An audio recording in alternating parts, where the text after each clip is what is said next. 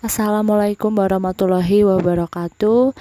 Selamat pagi anak-anak. Apa kabar kalian hari ini? Semoga selalu dalam keadaan baik, sehat sehingga bisa menerima pembelajaran pada hari ini. Jadi, hari ini kita memasuki subtema 3, pembelajaran yang pertama. Yuk, kita belajar dengan penuh semangat.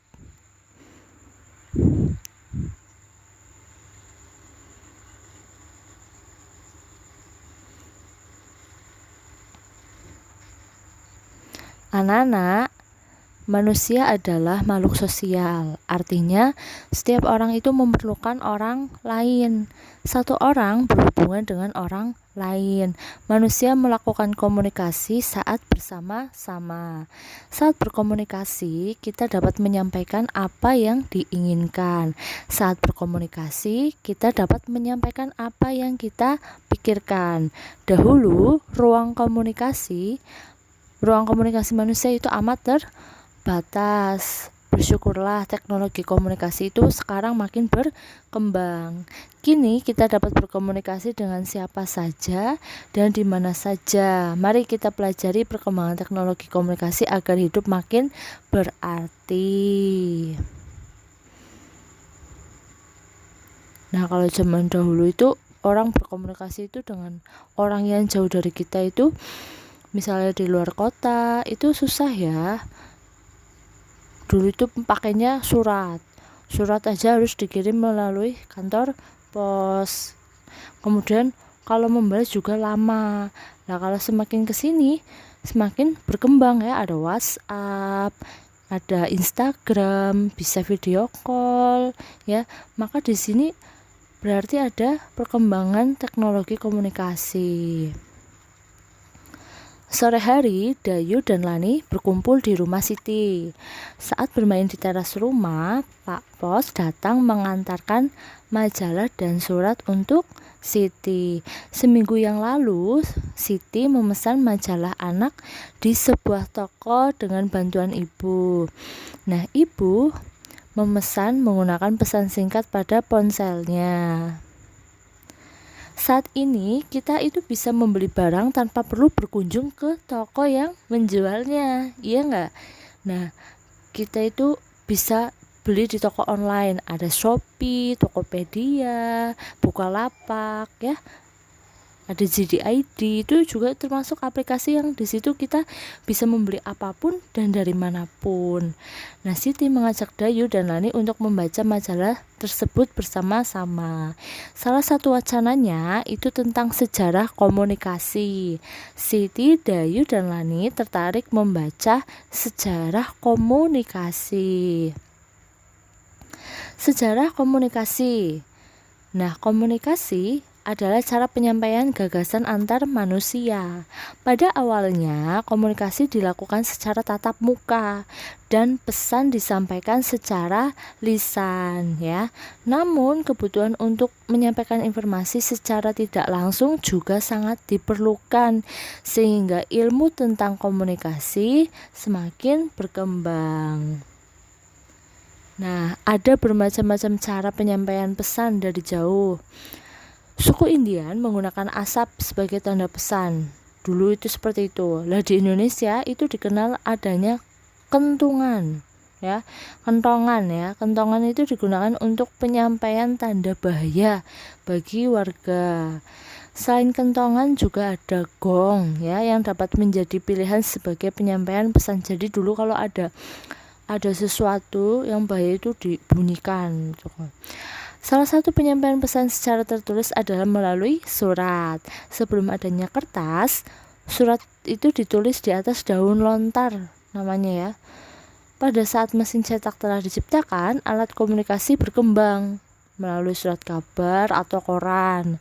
Nah, setelah itu, surat kabar, media komunikasi seperti radio dan televisi mulai berkembang. Hingga akhirnya sekarang ada internet ya. Saat ini ada jaringan internet. Manusia dapat bertukar informasi melalui suara elektronik. Manusia atau email ya, itu. Manusia itu dapat juga bertukar informasi melalui berbagai jejaring sosial. Nah, jejaring sosial itu dapat menghubungkan ke belahan dunia dimanapun ya. Contohnya dengan internet ini kalian bisa menyaksikan video ya di YouTube ya, itu juga membuka YouTube itu juga harus ada internet ya. HP sekarang kan bisa ya untuk internetan. Itu seperti itu. Cari apa-apa di Google ya, itu dari internet itu bisa mendapat informasi atau bertukar informasi melalui jejaring sosial. Ada YouTube, apalagi YouTube, WhatsApp, Facebook, Instagram, dan sebagainya. Itu disebut dengan jejaring sosial ya. Nah, apakah anak-anak masih ingat tentang kalimat pokok dari setiap paragraf? Ya, kita masih mempelajari tentang bagaimana mencari kalimat utama. Maka dari paragraf pertama tadi kita menemukan bahwa komunikasi adalah cara penyampaian gagasan antar manusia. Kemudian paragraf kedua, ada bermacam-macam cara penyampaian pesan dari jauh. Kemudian di paragraf ketiga ya, di paragraf ketiga yaitu salah satu penyampaian pesan secara tertulis adalah melalui surat. Paragraf keempat, saat ini ada jaringan internet. Nah, ide pokok suatu bacaan dapat ditemukan jika kita membaca dengan teliti. Nah, ide pokok ditemukan pada kalimat utama setiap paragraf. Nah, ide pokok adalah gagasan utama dari bacaan. Nah, dari bacaan tersebut. Setelah mengumpulkan kalimat utama dari tiap paragraf, maka dapat diketahui bahwa ide pokok dari teks bacaan di atas adalah yang pertama, tentang cara penyampaian gagasan antar manusia. Yang kedua, cara penyampaian pesan dari jauh. Yang ketiga, cara penyampaian pesan secara tertulis. Yang keempat, yaitu manfaat jaringan internet. Nah, anak-anak coba tuliskan kembali kata-kata yang digarisbawahi. Cari kata tersebut dalam kamus. Kalau kalian nggak punya kamus, kalian bisa cari di Google ya, atau diinstal ya. Contoh, gagasan itu adalah hasil pemikiran atau ide. Lalu ada kata pesan. Apa sih pesan? Pesan itu perintah, nasihat, permintaan, amanat yang disampaikan lewat orang lain. Kemudian ada lisan. Lisan itu apa? Yaitu kata-kata yang diucapkan. Lalu ada informasi. Informasi adalah pemberitahuan, kabar atau berita tentang sesuatu ya. Lalu ada kentongan. Kentongan adalah alat pemukul.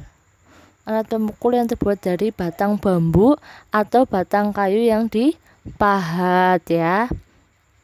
Kemudian ada kata penyampaian. Penyampaian itu artinya proses, cara, perbuatan menyampaikan ya, menyampaikan sesuatu. Kemudian ada surat. Surat adalah kertas dan sebagainya yang bertulis ya. Kemudian ada koran, yaitu lembaran-lembaran kertas bertuliskan kabar atau berita dan sebagainya. Biasanya terbagi dalam kolom-kolom 8-9 kolom. Terbitnya setiap hari atau secara periodik. Surat kabar atau harian ya. Lalu ada media. Kata media. Media apa? Media adalah alat sarana komunikasi seperti koran, majalah, radio, televisi, film, poster, dan spanduk. Kemudian ada internet. Internet adalah jaringan komunikasi elektronik yang menghubungkan jaringan komputer dan fasilitas komputer yang terorganisasi di seluruh dunia melalui telepon atau satelit. Nah, itu ya kata-kata yang digarisbawahi dan artinya. Nah, anak-anak, buatlah kalimat menggunakan kata-kata yang digarisbawahi. Contoh di sini ada kata gagasan. Kalimatnya Edo menyampaikan gagasan dalam diskusi kelompok. Kemudian ada kata pesan. Pesan tertulis dapat disampaikan melalui surat. Yang ketiga, kata lisan. Undangan ulang tahun dapat disampaikan secara lisan. Secara lisan itu berarti terucap ya, tidak perlu ditulis. Kemudian ada kata informasi. Informasi mengenai pemilu dapat dilihat di situs kpu.go.id. Contohnya ya, itu kalimatnya. Kemudian ada kentungan atau kentongan. Kentongan merupakan alat komunikasi tradisional. Yang keenam, penyampaian. Surat, koran, media, internet, ya itu semua bisa dibikin contoh kalimat. Ya, kalian bisa membuatnya. Ini adalah contoh ya, contoh. Kemudian Siti mendapat kiriman kartu ucapan terima kasih dari toko majalah yang pernah Siti pesan. Kartu tersebut cantik sekali ya. Kartu itu disebut kartu pos. Unsur garis, bidang, dan warna pada kartu pos menarik untuk dilihat. Coba amati hiasan pada kartu pos berikut. Nah, ini adalah yang diterima oleh Siti ya. Siti mengajak Dayu dan Lani membuat kartu pos. Siti menyediakan karton seukuran kartu pos. Selanjutnya, Siti, Dayu, dan Lani menghias sekeliling kartu pos dengan karya hiasan. Buatlah hiasan yang sama seperti Siti dan teman-teman pada kartu pos di bawah ini. Nah, contohnya ini ya. Kartu pos. Nah, anak-anak, Siti, Dayu, dan Lani itu telah selesai menghias sekeliling kartu pos dengan karya hiasan. Amati gambar kartu pos yang telah dihias. Nah, ini adalah yang sudah dihias oleh Siti. Nah, anak-anak, kartu pos ini mempunyai 4 tepi ya, 4 garis tepi ya. Jumlah panjang keempat tepinya disebut keliling ya. Keliling itu apa sih? Keliling itu pinggir ya. Nah, garis pinggir, sisi sini ditambah sisi yang ke atas, ditambah sisi yang ke samping, ditambah sisi yang ke bawah. Ini yang namanya keliling. Keliling ya. Keliling benda, berarti keliling kartu pos di sini. Nah, kartu pos ini berbentuknya apa? Persegi panjang. Persegi panjang mempunyai 4 sisi. Jumlah panjang keempat sisinya disebut keliling persegi panjang. Nah, anak-anak, setiap bangun datar itu memiliki keliling ya. Kita dapat menemukan keliling dari setiap bangun datar dengan mudah. Keliling bangun datar adalah jumlah panjang sisinya. Jadi, di jumlah panjang sisinya. Amati berbagai bangun datar yang ada di kelas kalian. Oh, enggak ada kelasnya ya berarti. Temukan di rumah kalian coba ya. Amati gambar-gambar di bawah ini. Nah, kita menebalkan sisi-sisi yang membentuk keliling ini. Contohnya ada persegi panjang. Keliling persegi panjang berarti garis pinggir ya. Kamu kalau lari-lari coba keliling lapangan, maka kan di pinggirnya ya. Nah, ini persegi panjang juga punya. Nah, keliling adalah garis tepi, maka kalau ditebalkan ya seperti itu. Yang warna hijau itu garis tepinya. Jika dijumlahkan itu akan menjadi keliling bangun tersebut. Nah, anak-anak, di sini ada gambar lagi. Ya. Kemudian ditebalkan, mana yang disebut keliling, ya. Kita kelilingnya aja tuh. Ya. Atas ke bawah, ke samping, ke atas, lurus lagi, kemudian miring.